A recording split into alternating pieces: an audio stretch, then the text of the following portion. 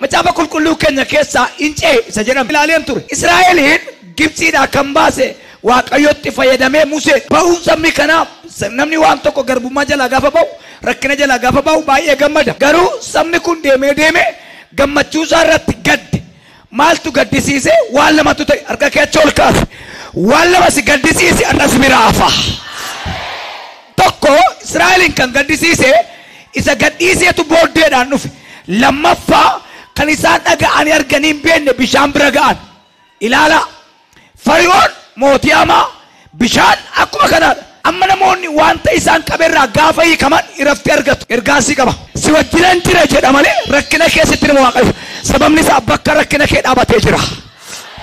Macaafa qulqulluu keenya keessaa Israa'eliif gaafa galaana diimaa bira ga'an Musee wajjin wal lolan. Namni gaafa rakkatu yookiin tajaajilaa wajjin wal lola yookiin waaqa wajjin wal lola. Utuma sinnaa kadhattanii akkas ta'e, utuma sin kadhattanii akkas ta'e isa jedhamu irratti walii gala. Namoonni baay'een garuu ergaan qabaarra lafatti dhaabattee rakkattee Waaqayyo argeera. Israa'el bishaan diimaa bira gaafa ga'u jechootatu harkaa bade. Tokkittii waan dubbate waa qaba. Maaliif nu baaftee Waaqayyoon jenne? Maaliif nu baaftee Musee? Sababni isaa waan saba kanaa raajiin saba kanaas Museedhuma. Waaqa sin beekani, raajii sin beekani.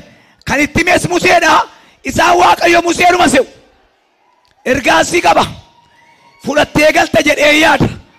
Maqaa gooftaa Yesuusin inni si waame attamitti akkas ceesisu beeka.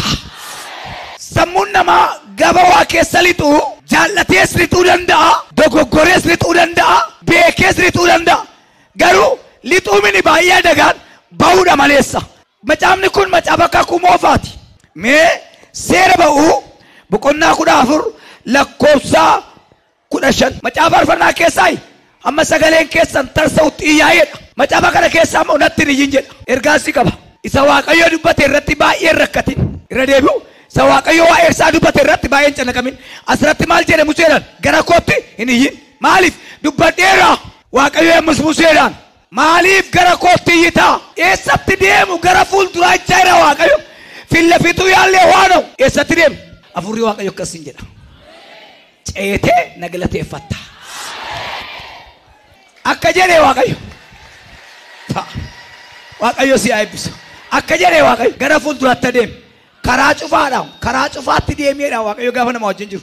Karaa cufaa. Maatii kee fudhattee, jireenya kee fudhattee, gaa'ela kee fudhattee ceeta malee si biraan hafani. Eessatti deema? Eessatti deema? Fudhattaa, fudhattaa, fudhattaan harkaa dubbateeraa deemi. Dubbateeraa maal ta'e? Nan deema daayyaati. Gara kamitti? Dubbateeraa deemi. Ilaame hinceeta hinceeta. Huloosiin tankilaajii saatiraadiyaas. Waaqayyo akkasiin jedha. Fuutee ceeta. Ifteen ceetu fuutee ceeta. Deemteen na ilaaltan seeroma boqonnaa lakkoofsa 18 irra markabichatti naagash. Maatii kee bineensa ijoollee keeti. Maalitti naagash? Markabichatti naagash. Kisaaraan keenya inni guddaan guutummaan Oromoo na duukaa jiraachuutu hin ta'in guutummaa Oromiyaa kan na duukaa jiraachisu Waaqayyo na duukaa jiraachuudha. Kisaaraan keenya guddaan akkas. Hin ceena tokko firaatti wajjin jira. Lammaffaa irratti si waameera. Maqaa keetiin si waameera. Hin sodaatin jedheetu ati kan kooti. Warri kan Waaqayyoo taatan duwwaan ani kan Waaqayyoo tedhaayyaati. Attamitti ceetaa ennaa jedhame si waameera.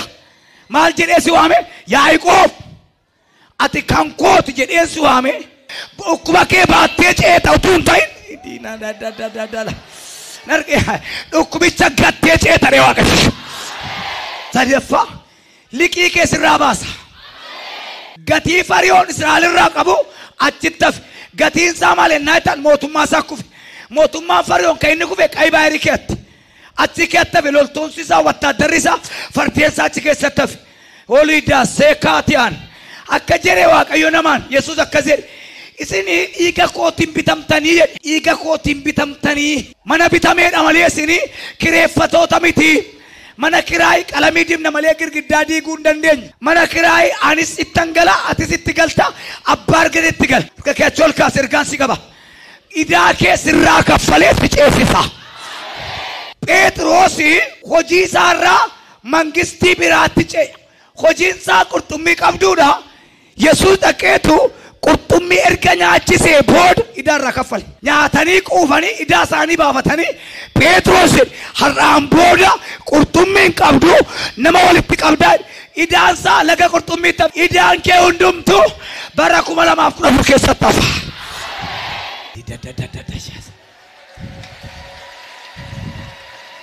إيكولا داسه مايا غلادياس إذا أتيك أودندم تو براكم على ما أفكر بكيسة تفا نوي برابر تندى بركرو نكانسري باتو كانسري باتي دربا إني إتشاي باتو إتشاي باتي دربا إني داكا بدا باتي دربا أبو كندر بين جنامو هيدامني رامالي أجيسي كاسي فيشيسيسا بأيرا من درتي كيساين آيات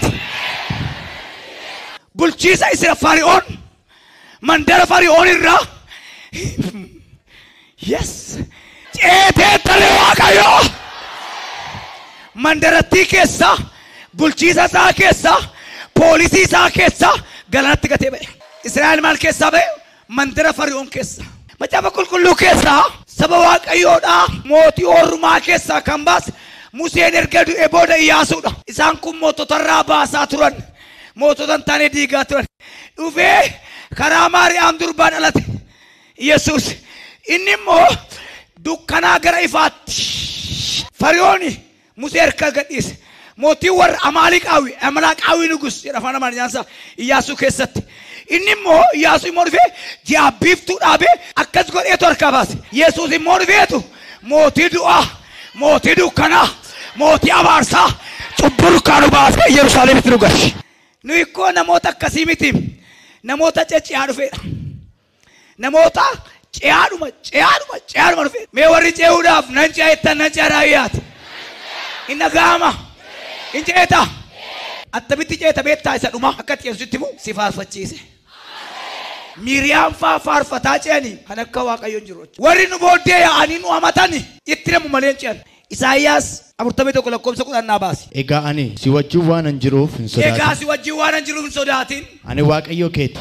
Ani Waaqayyoo keeti. Hin nayin. Ani sin jabeessa. Ani sin jabeessa. Ani sin gargaaras. Ani sin gargaaras. Irree qajeelummaa koo. Irree qajeelummaa kooti. Isa mirgaatiin. Ol sin qaba. Ol si qaba.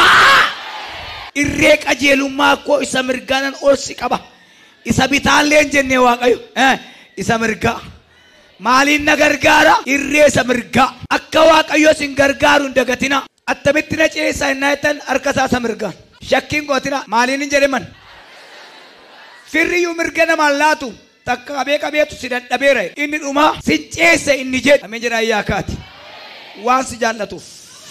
Naman jaallanne baatanii deeman gadhiisanii of yaaliin sin jaalla jedha. Yesuus kan inni nu jaallate waan guddaa baate isanni jirma duwwaa baate yaadina. Namoota gurguddoota gudduutti waaqa ta'e qullaa dhaabate inni dhumaa attamitti na ceessisaa si baatee waan jiruuf na baatee waan jiruuf jedha ayyaati. Raachaa bofatu mandara tokko jiraatu. Utuma isaan mandara tokko jiraataniiti mandara isaa itti abiddi ka'e. Abiddee jalaatuu fiiganii bishaan guddaa bira ga'an. Kennaan raachi bishaan daakuu beetti waan ta'eef bishaan dhiyaatee an ce'uufan jedhaan nan danda'a jette. Maaloo na ceesisi jennaan amala keessirri bitette. Maaliif jennaan yoo gaarii godhas gaarii gochuu baates nama ciniin ta'a. Kanaaf si baadhee si ceesisuu hin danda'u miti baadhee si ceesisaa akkan si hin baanne kan godhu garuu maaloodha. Amala keeti. Amala keen jibbe malee si baachuu nan danda'a. Utoon si baadhuu na ciniin ta'a. Jennaan waaqaaf lafa waadaa galanii baattee ceesifte.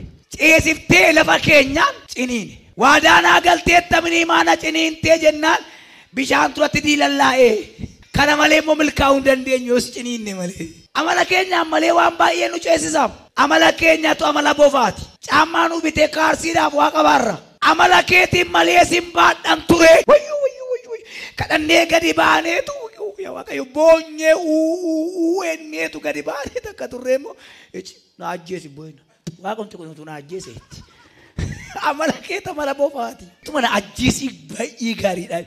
Amalli kee amala bofaa hin ta'e. Inni taanu amanameeti. Amanameeti dhaa iyyaati. Namatti sillaatu.